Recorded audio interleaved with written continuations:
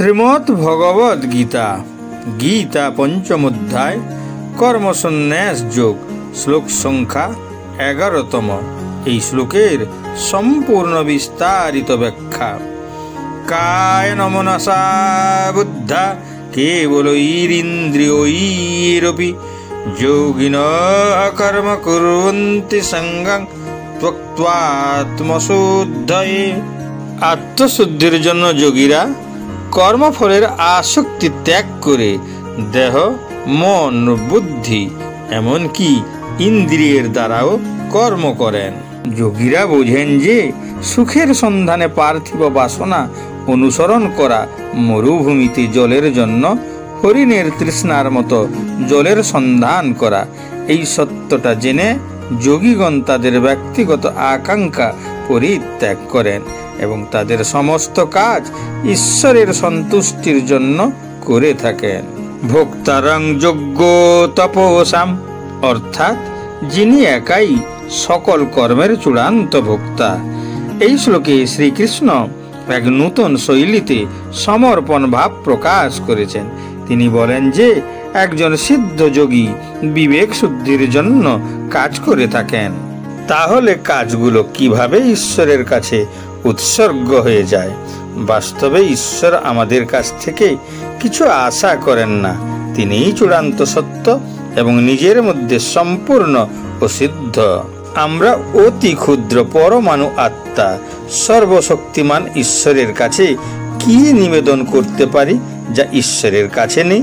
তাই ভগবানকে কিছু নিবেদন করার জন্য তাঁরই প্রদত্ত বস্তু আমরা তাকেই ফিরিয়ে দেই। হে ভগবান, আমি আপনার প্রদত্ত বস্তু আপনাকেই ফিরিয়ে দিলাম।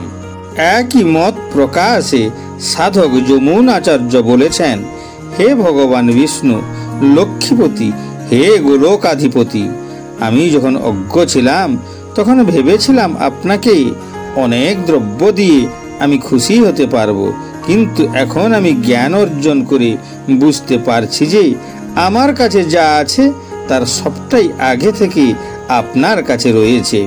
অতএব আমি আপনাকে কি নিবেদন করতে পারি?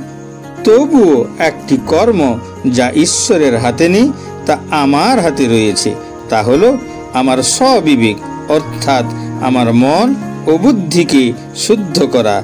আমরা যখন আমাদের বিবেককে শুদ্ধ করে ঈশ্বরের ভক্তিতে লীন হই, তখন ঈশ্বর অন্যান্য কর্মের চেয়ে আমাদের লীন হওয়া ভক্তিতেই বেশি খুশি হন।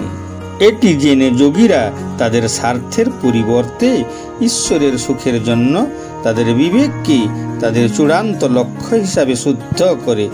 এইভাবে যোগীরা জানে যে তারা ঈশ্বরকে যে সর্বোত্তম বস্তুটি সমর্পণ করতে পারে তা হলো বিবেকের শুদ্ধি, এবং তারা এটি অর্জনের জন্য কর্ম করে। রামায়ণে এই নীতিটির ভিত্তিতে একটি উল্লেখযোগ্য বর্ণনা রয়েছে। যুদ্ধের আগে ভগবান রাম যখন সুগ্রীবকে ভীত সন্ত্রস্ত হতে দেখলেন, তখন তিনি তাকে অভয় প্রদানের উদ্দেশ্যে এই গুরুত্বপূর্ণ নীতিটি শুনিয়েছিলেন। পিশাচন দানবান যক্ষান পৃথিবীং চৈব রাক্ষসান অঙ্গুগ্রেণ তান হন্না মিচ্ছিন্ন হরি গণেশ্বর। ভগবান রাম বললেন, হে সুগ্রীব, আমি ভগবান। যদি আমার বাঁ হাতের আঙুলটি সামান্য বাঁকিয়ে দিই তবে রাবণ ও কুম্ভকর্ণ কোন ছাড়, পৃথিবীর সমস্ত রাক্ষস ধরাশায়ী হবে। সুগ্রীব বললেন, হে প্রভু, যদি সামান্য অঙ্গুলি হেলনে রাবণ ও কুম্ভকর্ণের মতো বীর ধরাশায়ী হতে পারে, তাহলে এত বড় সৈন্য আয়োজনের দরকারই বা কি? ভগবান উত্তর দিলেন, তোমার বিবেক শুদ্ধির জন্য এবং ভক্তিযুক্ত সেবায় নিয়োজিত হওয়ার জন্য এত সব কিছুর আয়োজন। তাই এটা মনে করো না অসুরদের দমন করার জন্য তোমাদের সাহায্যের প্রয়োজন আছে। অতএব আমাদের দ্বারা অর্জিত মনের শুদ্ধতাই আমাদের স্থায়ী সম্পত্তি, এবং পরবর্তী জীবনের জন্য এটি আমাদের সাথে যায়। বাকি সব কিছুই এই পৃথিবীতে থেকেই যায়। অতএব চূড়ান্ত সারমর্ম হলো এটাই যে আমাদের জীবনের সাফল্য এবং ব্যর্থতা আমরা আমাদের বিবেককে শুদ্ধ করার জন্য কতটা প্রচেষ্টা করি তার দ্বারাই নির্ধারিত হয়। এই কারণেই সিদ্ধযোগীরা প্রতিকূল পরিস্থিতিকে স্বাগত জানায়, কারণ তারা তাদের বিবেক শুদ্ধির সুযোগের সদ্ব্যবহার করে। তাই সন্ত কবির বলেছেন যে নিন্দক নিয়রে রাখিয়ে আঙ্গন কুটি হওয়ায়, नीत साबुन पानी बिना निर्मल करे শুভায়।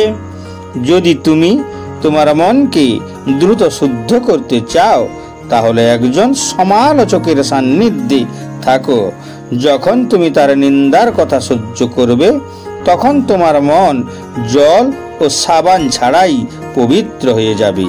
এভাবে যখন কাজ করার মূল উদ্দেশ্যই হৃদয়কে পরিশুদ্ধ করার অনুভূতিতে পরিপূর্ণ করা, তখন মানুষ প্রতিকূল পরিস্থিতিকেও ঈশ্বর প্রদত্ত বৃহত্তর আত্ম উন্নয়নের সুযোগ হিসাবে বিবেচনা করে স্বাগত জানায় এবং সাফল্য ও ব্যর্থতা উভয় পরিস্থিতিতেই সমভাব থাকে।